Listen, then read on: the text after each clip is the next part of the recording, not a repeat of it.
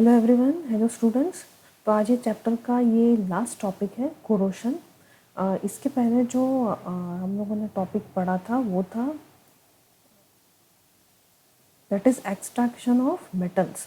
Extraction of metals हम लोगों ने पढ़ा था लास्ट टाइम कि जब मेटल्स यूजुअली हम लोगों को जो मिलता है, बट वो यूजुअली कंबाइंड स्टेट में, फ्री स्टेट में मिलता है कुछ एलिमेंट्स और मेटल्स के नेचर पर।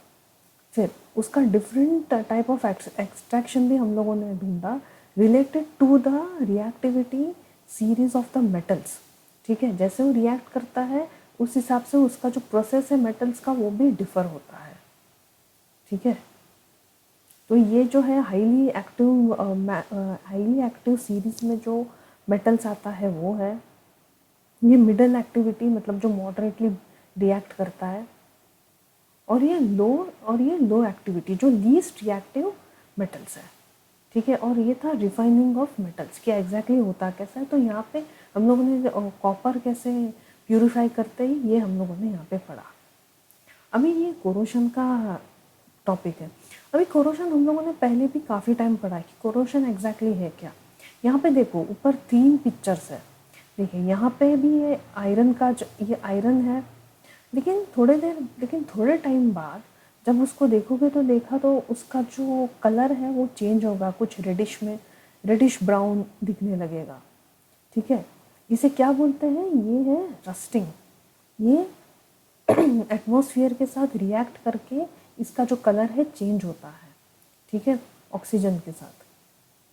ये सिल्वर है, सिल्वर को भी अगर आप रख दोगे ऐसा ही तो कुछ देर बाद उसका जो भी कलर है वो फेड होगा, सल्फाइड के इसमें वो फॉर्म होने लगेगा। ठीक है, सल्फाइड कंपाउंड विथ जब सिल्वर उसके साथ रिएक्ट करता है। और ये है कॉपर। कॉपर भी देखो अगर कुछ टाइम बाद अगर आप देखोगे तो वो यूजुअली उसका जो कलर है वो ग्रीनिश हो जाएगा। ये जो है वो हमारे एटमॉस्फेयर के साथ वो रिएक्ट करता है। तो ये है कुछ एग्जाम्पल्स रस्टिंग का। तो एग्जैक्टली रस्टिंग फिर है क्या, देखिए इसके वजह से हम लोगों को जो है it causes huge amount of loss every year. Obviously जैसे कि हम लोगों को ये काफ़ी चीज़ों में हम लोगों को ये चाहिए, जैसे बिल्डिंग बनाने में, ऑफिस बनाने में, स्कूल बनाने में, तो स्ट्रक्चर बनाने के लिए, एक प्रॉपर स्ट्रक्चर बनाने के लिए आयरन रॉड्स का ज़रूरत होता है, ब्रिजेस। लेकिन जब इसका जो रस्टिंग होना चालू हो जाता है तो इसका जो स्ट्रेंथ है वो धीरे धीरे डाउन होने लगता है, डिक्रीज होने लगता है बिकॉज ऑफ रस्टिंग। ठीक है, उसका जो लेयर है वो पतला होना शुरू हो जाता है। देखो आप, it can be prevented by several ways. अभी इसके जो सेवरल वेज है इसको हम प्रिवेंट कर सकते हैं, जैसे कि painting, oiling, greasing, galvanizing, chrome plating, iodizing and making alloys.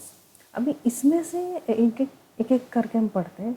अभी ये तो कॉमन है, पेंटिंग, ऑयलिंग, ग्रीजिंग, ये सब जो है कॉमन मेथड है। ये इसके लिए जो है ये नॉर्मली जो गेट्स वगैरह होता है, बिल्डिंग के गेट्स, इसके लिए हम यूजुअली रस्टिंग है वो अवॉइड करने के लिए हम इसे पेंट कर देते हैं।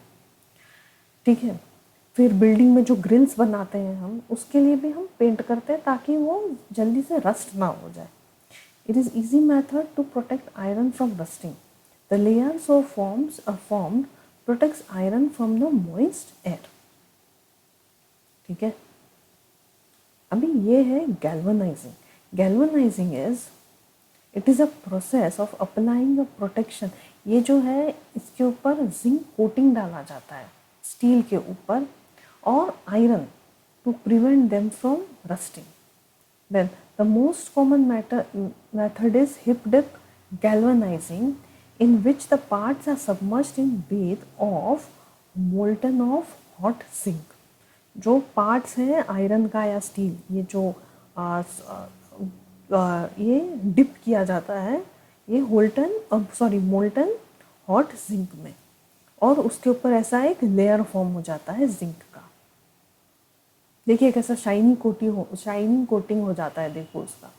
फिर chrome plating, it is a technique of putting a thin layer of chromium on to a metal object. जैसे कि अक्सर आप वो बाइक जो देखिए, बाइक का ये जो सब पार्ट्स है यूजुअली कितना शाइनी होता है, इट इज़ वो कुछ नहीं बट वो क्रोम प्लेटिंग है, to avoid it from, avoid करने के लिए, इससे रस्ट होने के लिए अवॉइड करने थिन प्लेटिंग ऑफ क्रोमियम।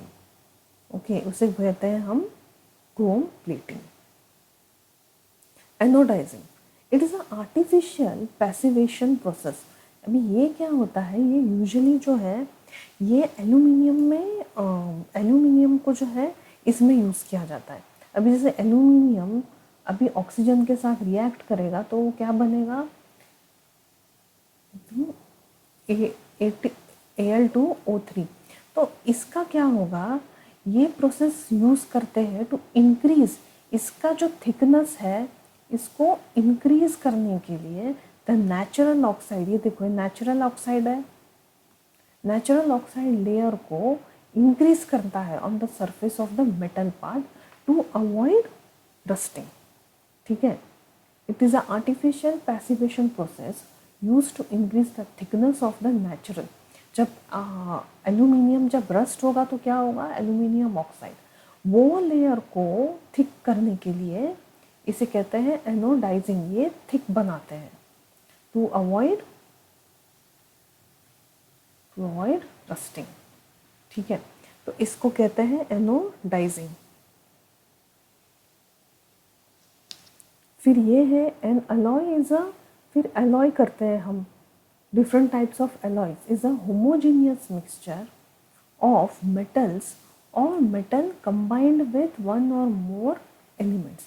जैसे कि एक मेटल है, दो तीन मेटल के साथ मिक्स करके एक अलॉय बनाते हैं। जैसे कि ये कुछ एग्जांपल्स है, देखो रेड गोल्ड, ये होता है गोल्ड और कॉपर का मिक्सचर। वाइट गोल्ड, देखो गोल्ड और सिल्वर, स्टेरलिंग सिल्वर, ये होता है सिल्वर और कॉपर का। और स्टील जो है वो आयरन और कार्बन का जो होता है। अभी स्टेनलेस स्टील से हम लोग को समझ में आता है, stainless steel means it is an alloy of iron, chromium and nickel. It is resistance to rusting because of chromium plating. जो प्रेजेंस ऑफ क्रोमियम जो है in an alloy, it forms a passive film that protects the underlying matter of from the corrosion। ये steel को corrode होने से prevent करता है, बचाता है। ठीक है, तो ये था कोरोशन का टॉपिक। अभी ये कुछ 3 क्वेश्चन है पेज नंबर 49 में। अभी पेज नंबर 49 में फर्स्ट क्वेश्चन क्या पूछा है, right electronic dotted structure of sodium, oxygen and magnesium. अभी डॉटेड स्ट्रक्चर मीन्स सोडियम का एटॉमिक नंबर क्या है, 11। ठीक है, तो हम इसे अक्सर कैसे लिखते हैं, ऐसे। इसका फिर इलेक्ट्रॉनिक कॉन्फ़िगरेशन क्या है, 281। जो आउटर मोस्ट इलेक्ट्रॉन है उसमें कितना है, 1। तो इसका वैलेंसी कितना हुआ, +1। ठीक है, तो हम सोडियम को कैसे लिखेंगे, यहाँ पे एक डॉट। तो हम ये जो है ये डॉटेड स्ट्रक्चर है। तो ये हुआ सोडियम का। ऑक्सीजन का एटॉमिक नंबर कितना है, O8।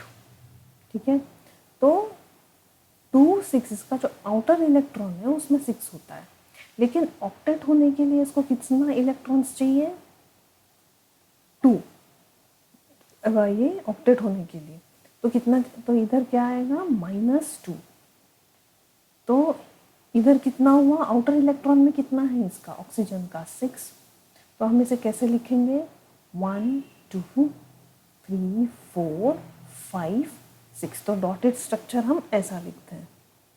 देन मैग्नीशियम, अब आया मैग्नीशियम।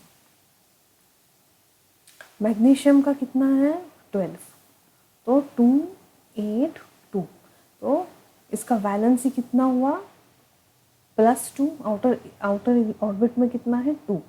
तो यहाँ पे हम किधर भी हम डॉट मार सकते हैं, 2। तो ये रहा dotted structure. Now show the formation of Na2O3, sodium oxide and magnesium oxide. अभी देखें यहाँ पे, पहले हम इसका देखते हैं, सोडियम ऑक्साइड का। अभी सोडियम कितना है यहाँ पे, 1 1, इधर एक 2 है सॉरी, और ऑक्सीजन यहाँ पे 1 है, लेकिन ऑक्सीजन का अभी कितना है इलेक्ट्रॉन्स यहाँ पे 1 2 3 4 5 6, ये अभी ऐसा क्यों लिखा है बताते हैं। देखिए अभी ऑक्सीजन को ऑक्टेट होने के लिए कितना चाहिए 2 इलेक्ट्रॉन्स, तो 1 इलेक्ट्रॉन वो ये सोडियम से लेगा और 1 इलेक्ट्रॉन वो ए सोडियम से लेगा, ठीक है। तो ऐसे में क्या हुआ, ये जो सोडियम है इसका 1 इलेक्ट्रॉन हो गया, ये भी स्टेबल हो गया 2 8 आउटर इलेक्ट्रॉन, और यहाँ से ऑक्सीजन भी है वो स्टेबल हो गया, ठीक है। तो ऐसे में इधर क्या चार्ज आ जाएगा Na2+, और ऑक्सीजन का Na2-, ओके।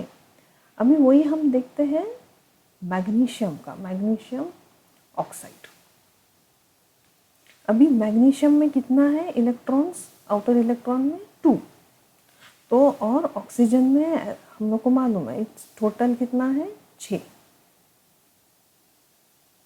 तो ऐसे में ये 2 इलेक्ट्रॉन ले लेगा यहाँ से, तो ये क्या हुआ मैग्नीशियम ने तो डोनेट कर दिया G2+ and oxygen this is -2, ठीक है।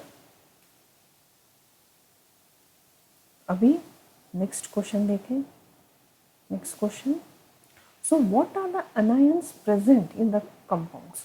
ऑब्वियसली जो अनायंस है सोडियम प्लस, सोडियम को प्लस चार्ज मिलता है, तो प्लस चार्ज मीन्स क्या, उसे क्या बोलते हैं हम कटायंस, और ऑक्सीजन क्या है यहाँ पे, ऑक्सीजन इज अनायन।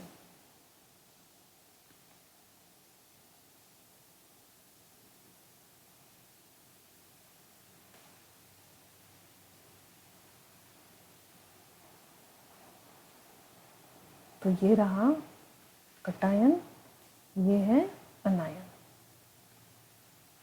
और मैग्नीशियम में, मैग्नीशियम क्या था प्लस चार्ज मिला तो वो है कटायन, और सिमिलरली ऑक्सीजन तो अनायन ही है, ठीक है। अभी ये सेकंड क्वेश्चन है, why do ionic compounds have high melting points.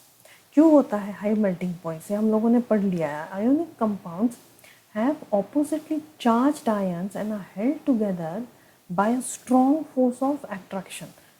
Positive और नेगेटिव चार्ज की वजह से उनके बीच में जो है एक स्ट्रॉन्ग फोर्स होता है। Therefore a lot of heat is required to overcome these forces. That is why ionic bonds have high melting point, ठीक है। तो आज के लिए इतना ही है, अभी नेक्स्ट भी है, वो क्वेश्चन ही है, वो भी हम नेक्स्ट क्लास में हम जो बचा है हम सॉल्व कर लेंगे।